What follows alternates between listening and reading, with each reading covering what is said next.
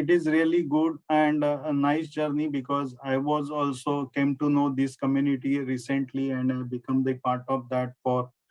independent directorship training. And it is really good initiative, and all the sessions are really good and informative in nature.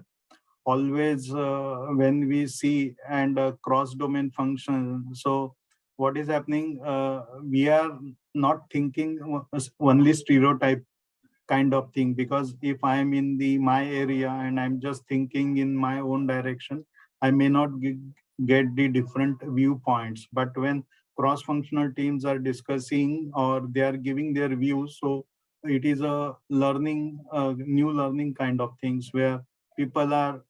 talking in their domain what they are doing, so I can get some clues and I can develop my new ideas based on their knowledge or their skills also. So it is a give and take kind of things, where we can share our thoughts and we can learn from different leaders' thoughts.